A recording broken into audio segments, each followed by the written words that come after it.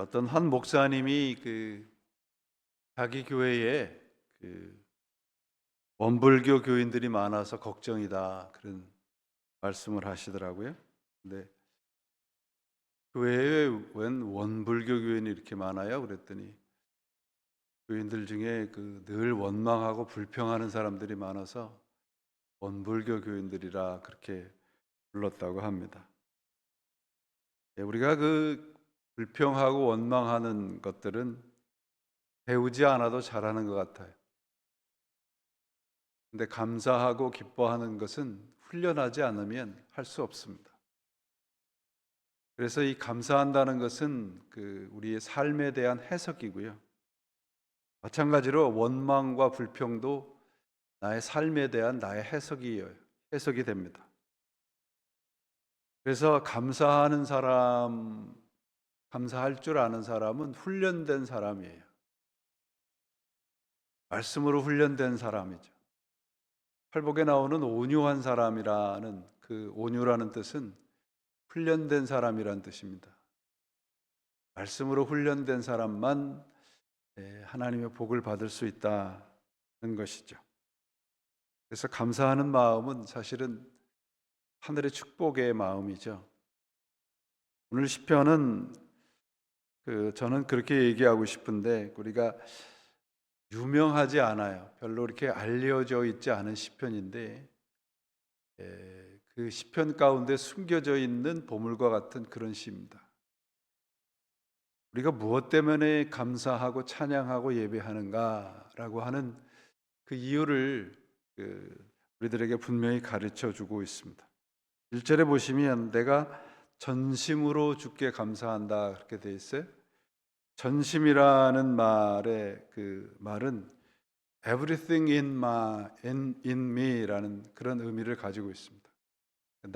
가지고 있는 나의 모든 것을 가지고 나에게 주어진 모든 것, 나에게 일어난 모든 것을 하나님께 드린다, 감사한다 그런 말입니다.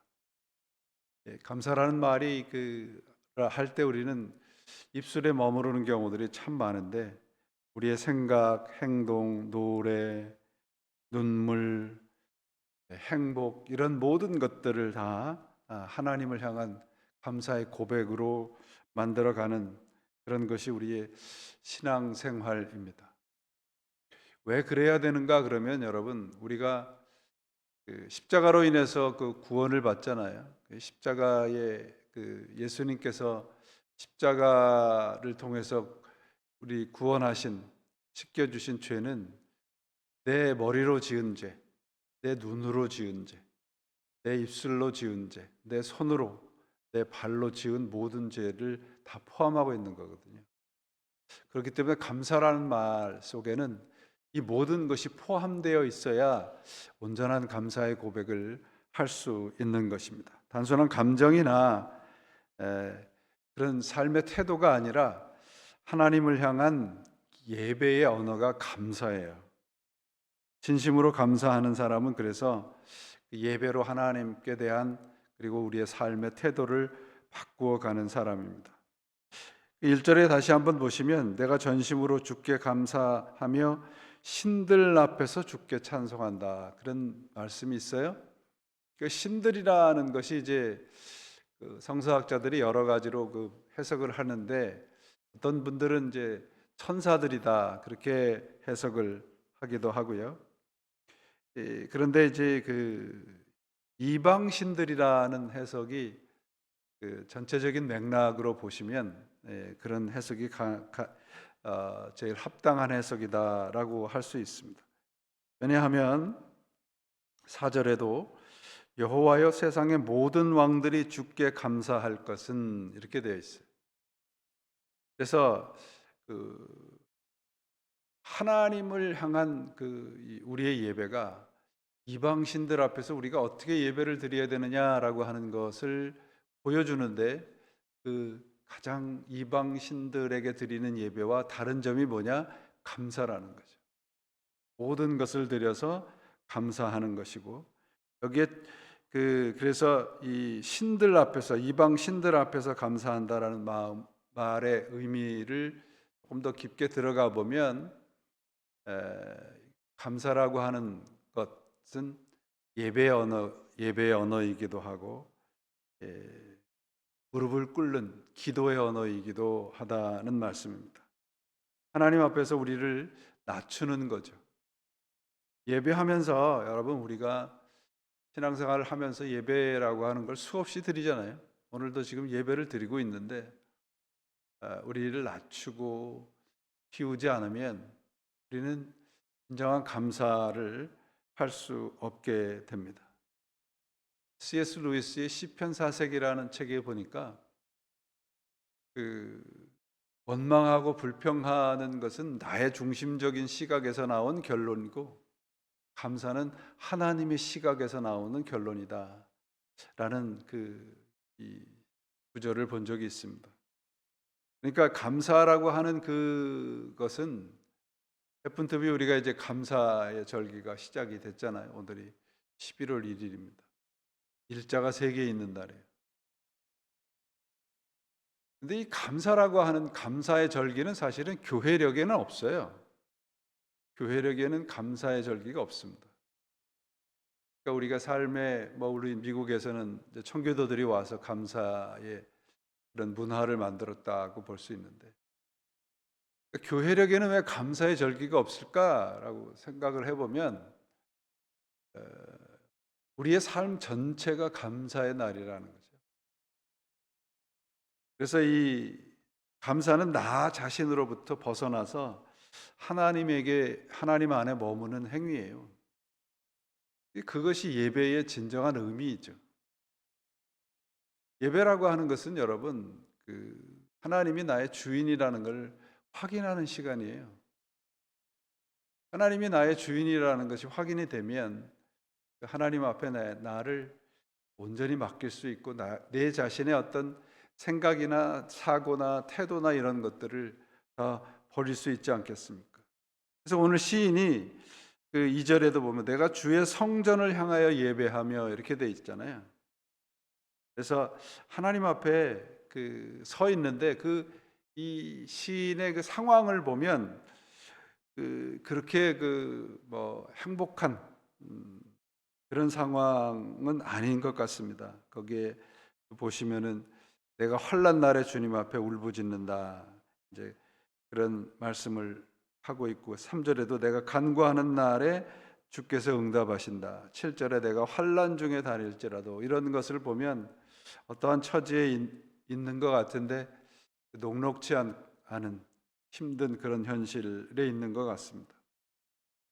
그가 처한 현실이 분명히 어떤 현실인지는 잘 모르나 그것이 우리의 상황과 그렇게 별반 다르지 않다는 것을 우리가 짐작할 수 있어요. 그래서 우리가 해결의 길이 보이지 않을 때 어떤 문제에 직면하면 어떻게 해야 할까요? 하나님 앞에 울부짖는 방법 위에는 없습니다. 기도의 방법 위에는 없어요. 그래서 하나님 앞에 울부짖었다라고 되어 있어요. 여기에 하나님 앞에 울부짖었다고 되어 있는데 3절에 내가 간구하는 날에 주께서 응답하시고 그렇게 되어 있습니다. 주께서 응답하셨다라고 되어 있는데 그러면 이 시인이 처해져 있는 모든 문제적인 상황과 그런 것들이 다 해결이 되어 있는가요? 우리가 기도하면 우리가 바라는 대로 다 해결이 되나요? 하나님이 개업하셔서 모든 어려운 일들을 다 해결을 했는가? 때로는 그런 일들이 가능할 때가 많죠. 그렇지 않은 경우들이 더 많지 않아요?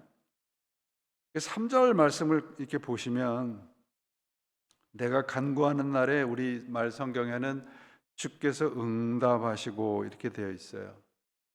그러니까 내가 기도하면 하나님이 리스판스 하신다 그런 의미로 이제 응답이라는 단어를 사용했는데 그렇게 번역했는데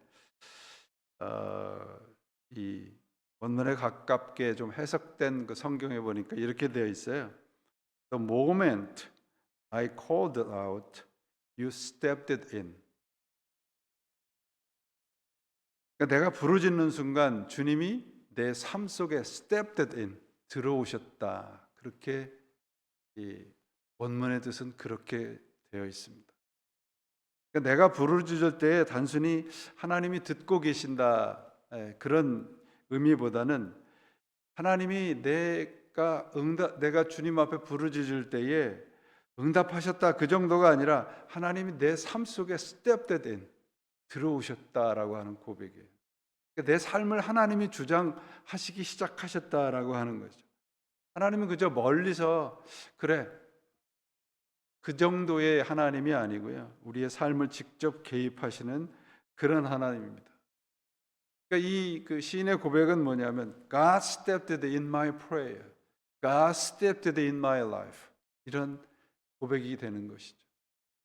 하나님이 우리의 삶 속에 stepped in, 개입하셨다 그러면 내가 가지고 있는 생각이 얼마나 어리석다는 것을 우리가 깨달을 수 있지 않겠습니까? 그 기도라고 하는 건 여러분, 저는 그렇다고 생각해요. 내가 가지고 있는 그런 어떤 요구사항, 원하는 바, 그런 것들을 하나님께 드리는 것도 기도이기지만 하나님이 나의 삶을 주장하시도록 나를 내어드리는 것이 기도라고 생각을 합니다. 성경이 말하는 기도는 그런 거예요.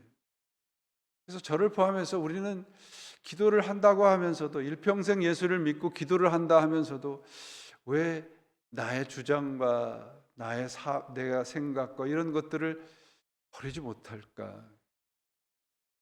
하나님이 단순히 나의 그 기도에 그냥 귀 기울이신다라고 하는 것에 우리는 만족하는 것이 아닐까요?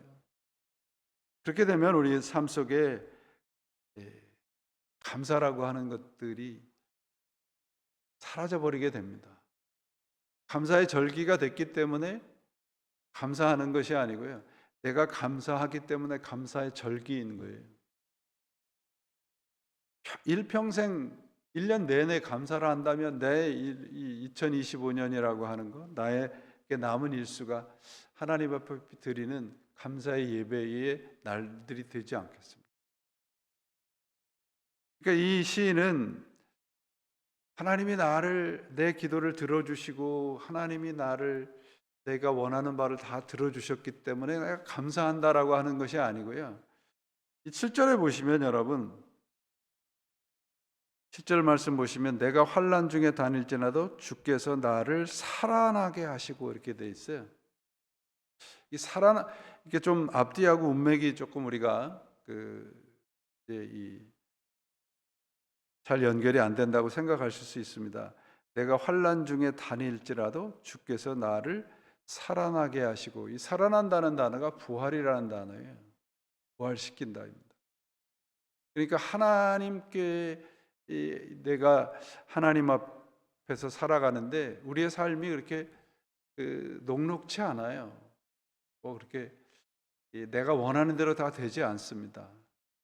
그런데 내가 환난 중에 다닐지라도 주께서 나를 살아나게 하시고, 그러니까 주께서 나에게 숨을 불어 넣어 주셨다는 의미거든요. 그래서 주의 손을 펴사 내 원수들의 분노를 막으시고 주의 오른손으로 나를 구원하셨다. 그래서 내가 고난의 세 번역 성경에 보면 내가 고난의 한복판에 걷는다 하여도 주님께서 나에게 새 힘을 주시고 손을 내미셔서 내 원수들의 분노를 가라앉혀 주시고 주님의 오른손으로 나를 구원하여 주십니다. 여기에 보시면 주님이 두 손을 다 사용하신다라는 표현을 사용하고 있잖아요. 한 손으로는 우리를 잡아 일으키시고 한 손으로는 우리를 부축하셔서 걷는 자, 그런 의미거든요. 그러니까 이 시인은 하나님 앞에 울부짖음을 통해서 하나님의 그런 모습을 경험하는 거예요. 여러분, 우리 요사이 뉴스를 보면 트럼프 대통령이 자주 사용하는 말이 레디칼이라는 말이죠. 레디칼이라는 말을 자주 사용해요. 레디칼이라는 말이 급진적이라는 말이죠. 뭔가를 이렇게 급격히 그냥 아주 극단적으로 뭔가를 실현하려는 경향을 우리가 레디칼이라, 그런 사회적인 용어를 그런 의미로 사용을 합니다. 그런데 신학에서는 레디칼이라는 의미는 다른 의미예요. 레디칼이라는 말은 이 라틴어의 레딕스라는 그 어미에서 나왔다고 그래요. 근데 그 의미는 뭐냐면 레디칼이라고 하는 것은 뿌리를 의미합니다. 근본을 의미해요.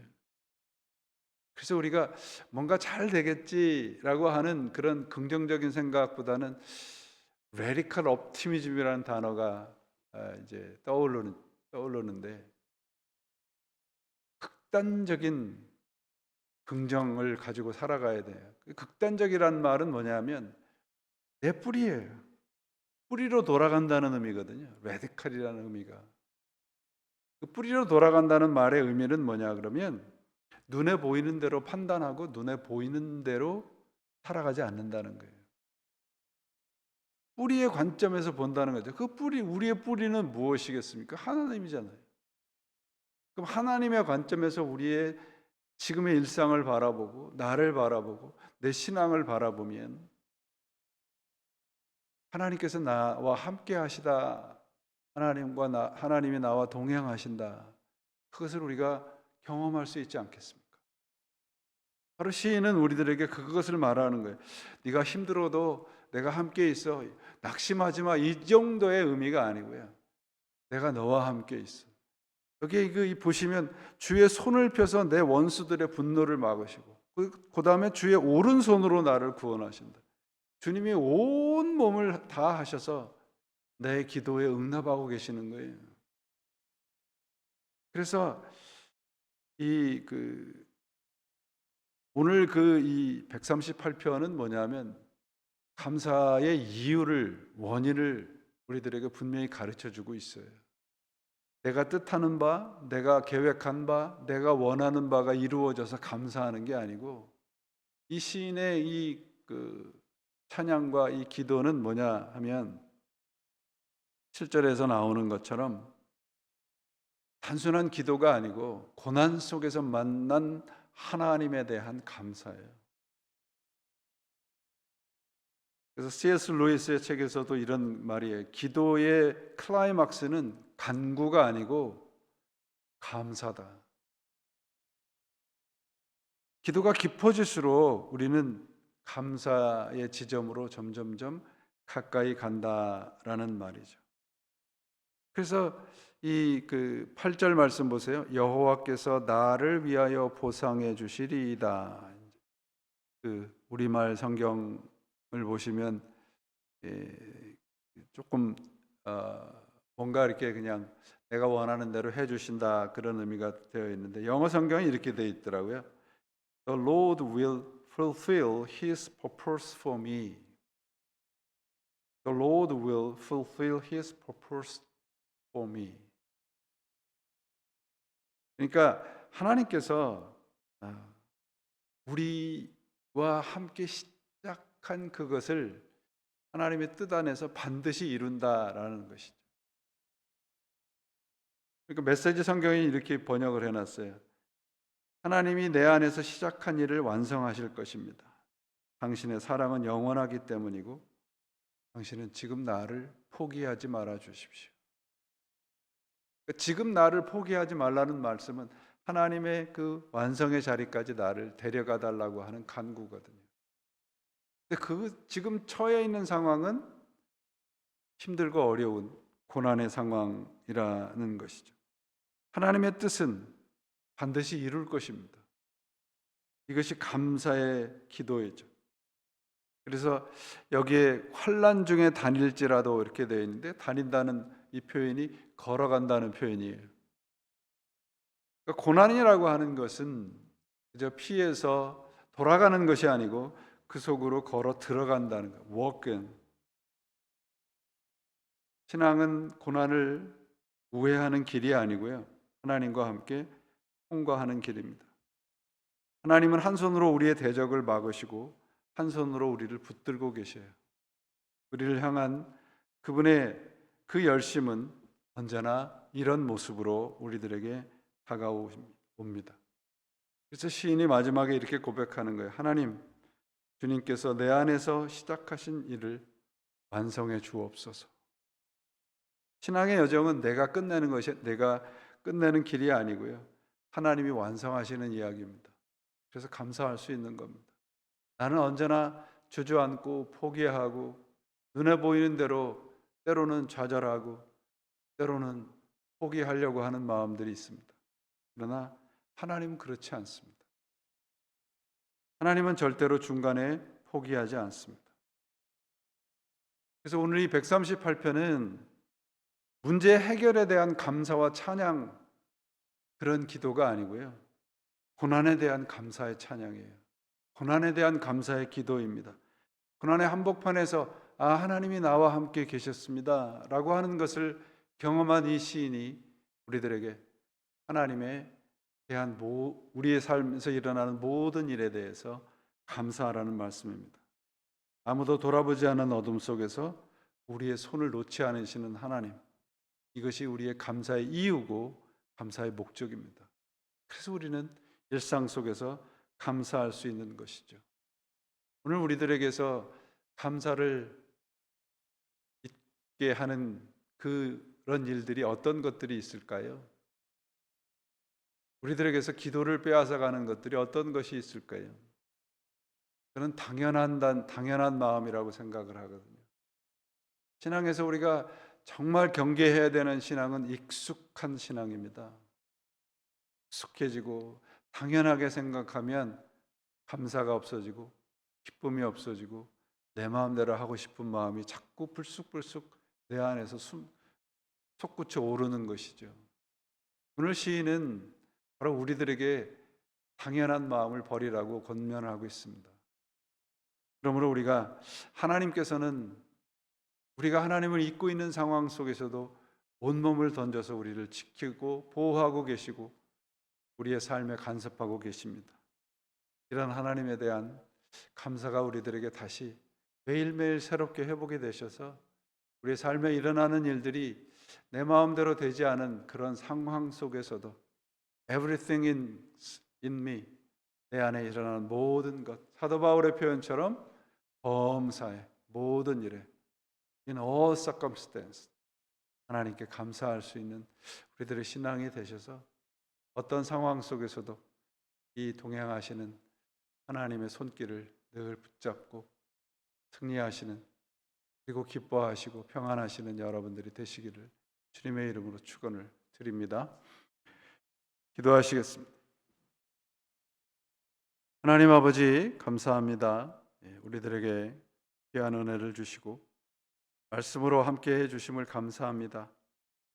때로는 우리들이 하나님 앞에 말씀을 가지고 살아간다 하면서도 우리의 생각이 앞설 때가 참 많습니다. 그래서 우리들에게 필요한 것이 하나님께 무릎 꿇는 것임을 오늘도 고백하지 않을 수 없습니다. 하나님, 저희들에게 일어나는 모든 상황, 현실 속에서 하나님 잊지 않게 도와주시고 잊지 않는 자리에서 감사할 수 있는 자리까지 나아가는 저희가 되도록 역사해 주옵소서.